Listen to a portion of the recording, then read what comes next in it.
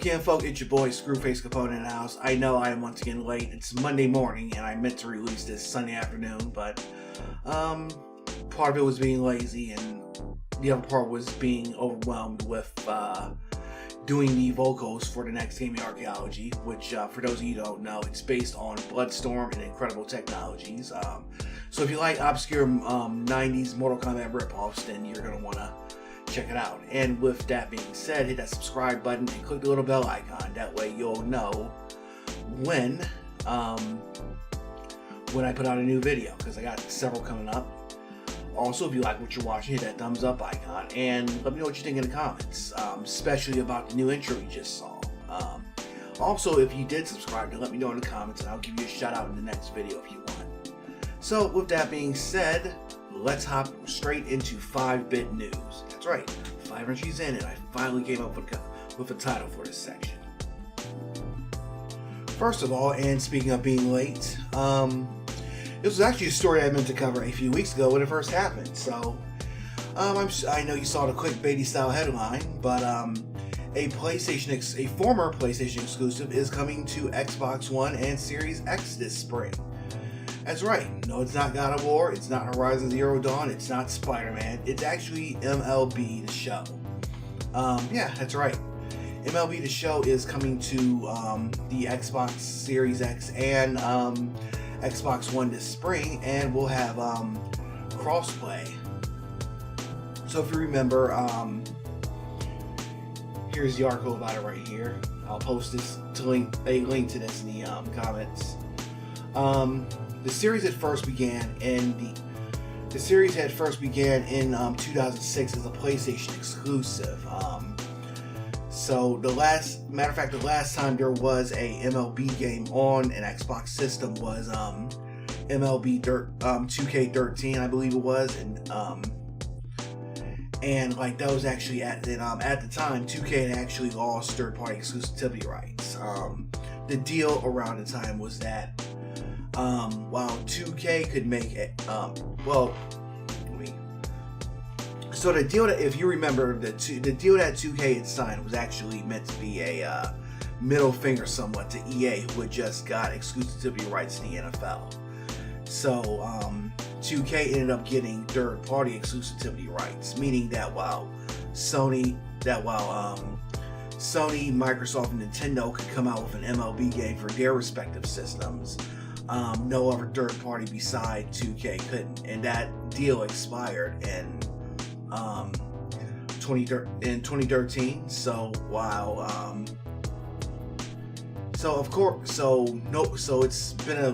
it's just been a fact of nobody's been wanting to come up with a MLB game since then.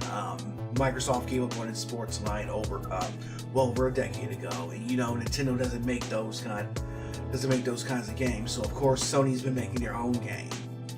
So now the article doesn't mention it, but the reason why this is transpiring is actually because of the deal with the MLB. And as soon as I find a source for that, I'll link that in the comments, because it was announced a little over a year ago. But as part of renewing the deal, they wanted to put the game out on. They want the game to be put out on Xbox and other systems.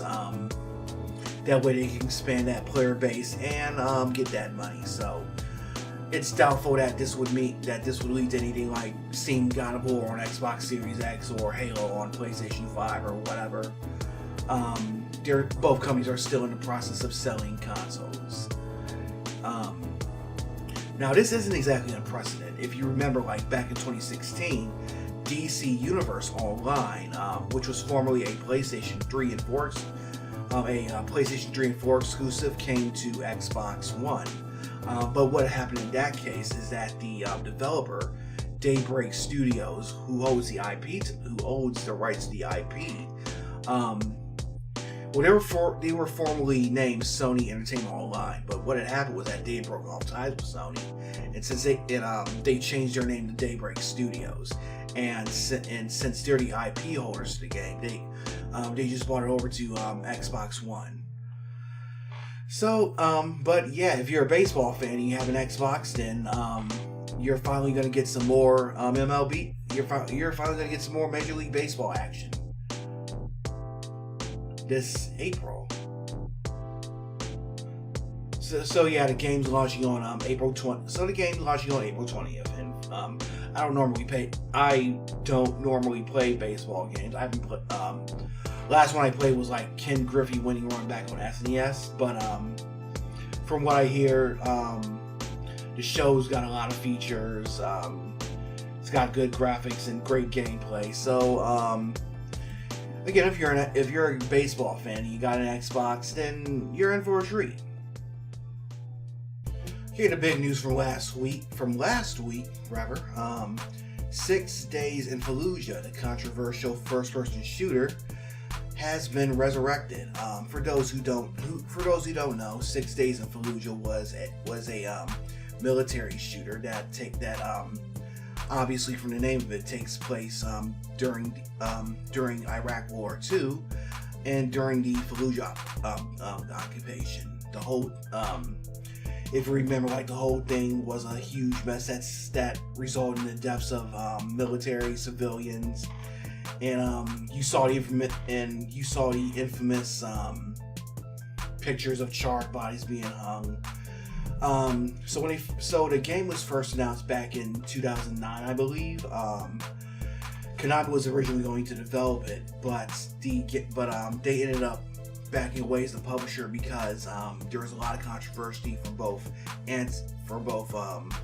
war supporters and anti-war activists.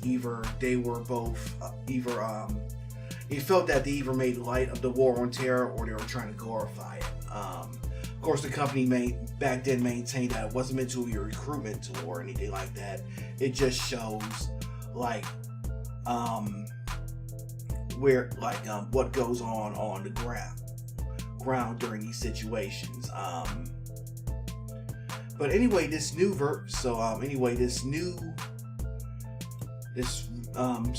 original version was meant to be on PS3, Xbox 360, and PC, but of course they never outright canceled it, but they did. But it did go off the radar. So this new version will be developed by Highwire Games. You've got people, as you can see, who worked on the Halo and Destiny and Infamous, and also there's Peter Tamate, who was involved in the original version of 6 Days of Fallujah. So the original developer was Atomic Games, and that's what I was looking for, the original publisher. So of course, so they're consulting like hundreds of soldiers and civilians, trying to get the movie or trying to get the feel right. And the thing is, rather than a lot of people are comparing this to like Call of Duty, but rather than being like Call of Duty, this is going to be more grounded in realism, because you notice the Call of Duty games are usually those Jerry Bruckheimer, Michael Bay, Hollywood cinematic action movies. This is going to be more focused on realism. Now, I can see pretty much right now, I can see pretty much both standpoints on it. First of all, Chuck D once said that hip-hop was a black folks CNN. I always feel that hip-hop can be the nerds CNN. I mean, video games can be CNN for nerds. Because there's a lot of games out there that, try tackling things from a unique perspective, stuff like Papers, Please, which one? The Westview Independent, which handles media,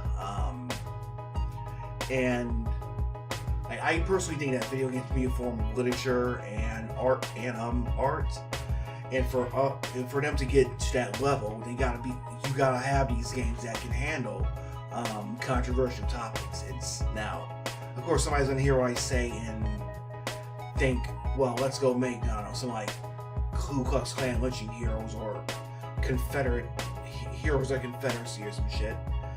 But with 6 Days of Fallujah, I think it's probably one of the ways of getting at that level, to be able to take a topic that's a huge center of controversy and present it in a way to make it digestible to the general public. But on the other hand, Like, it's one thing to make a game about, like, say, World War I, World War II, or even Vietnam, because, like, most of the install base is gonna be like too young to have participated or even been affected by that war, other than maybe having a family member who served. But we're talking about a war that was just really ended, like, not even a whole decade ago. And this was like one of the most what's the word I'm looking for? This was like one of the biggest and most climactic parts of that war. So, I mean, you're gonna have people in the player base who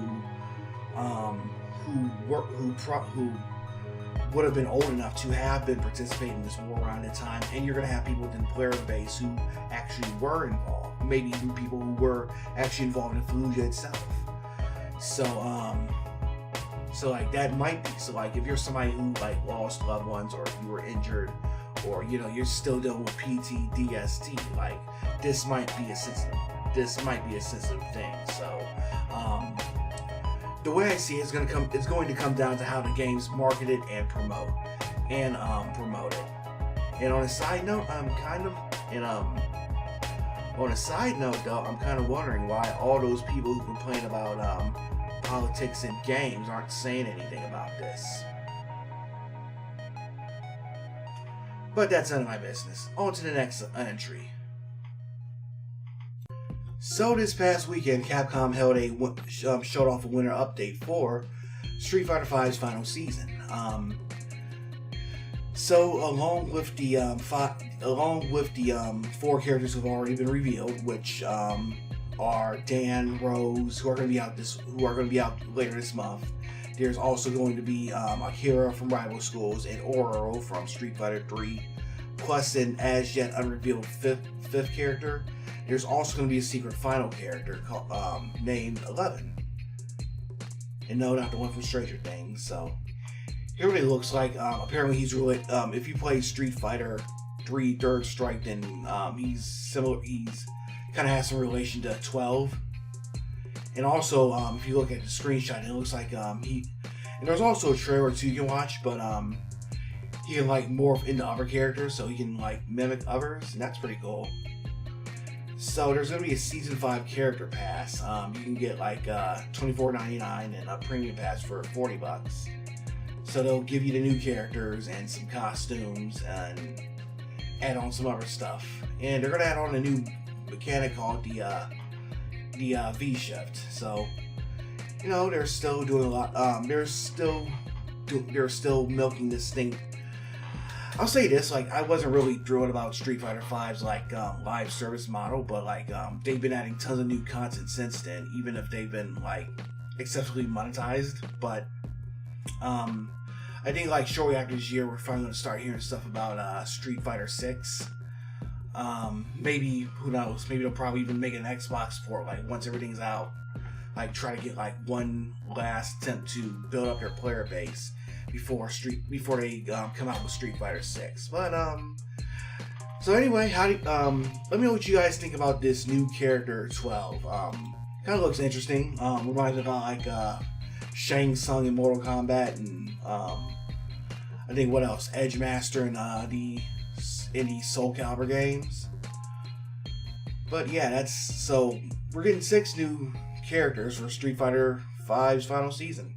So Riot Games is in trouble again, as one of its former employees is accusing of its CEO Nicholas Laurent for gender-based harassment and misconduct. So let's switch over here. Alright, so he filed a lawsuit this past week by Sharon O'Donnell, who was a former executive assistant.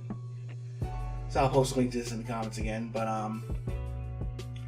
of course, in the statement they're saying that that she was let go from the company because of several complaints. So that's their defense so far. So of course, you know, there's like messages like quid pro quo sexual harassment.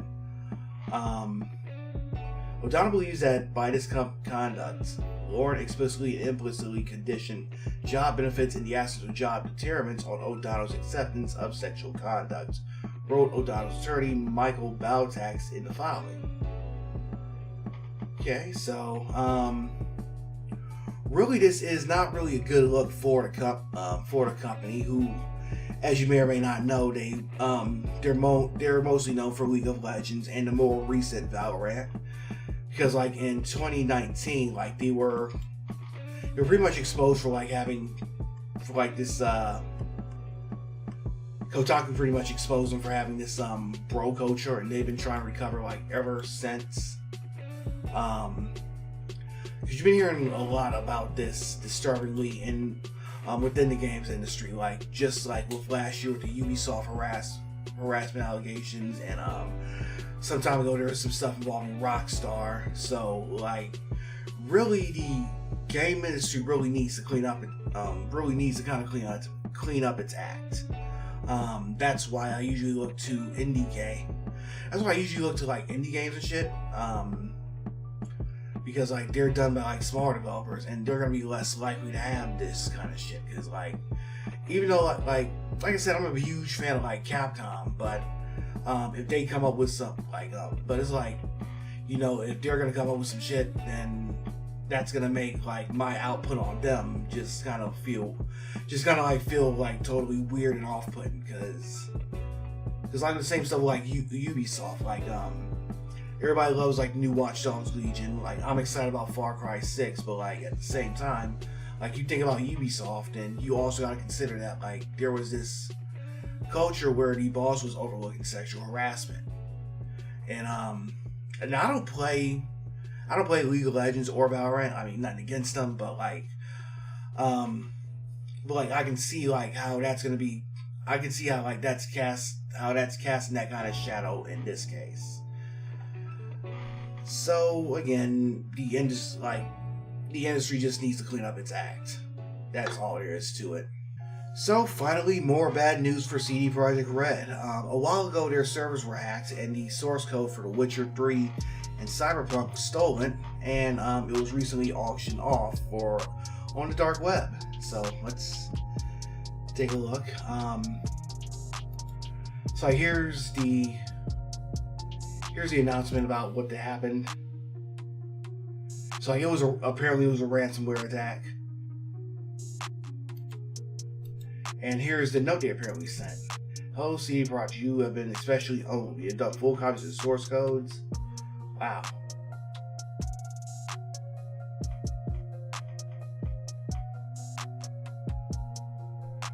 Ain't that some shit? Like, I know they've been getting tons of bad press for now I know they've been getting like tons of bad press. Now I want to see how much now hackers are trying to auction the stolen source code.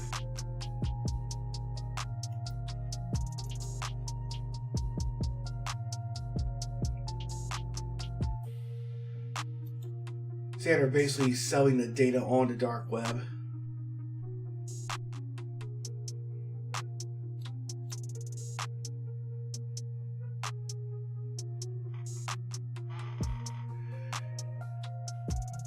Now, I know they've been like getting tons of bad press as of late because of the Cyberpunk 27 situation and canceling the release of Devotion and crunch allegations. But and I know like there are some people out there who are thinking that they deserve it or some shit. But I think this is a completely fucked up thing to do on the part of the hackers, because like this is like years of work and development done by people who were just on the bottom.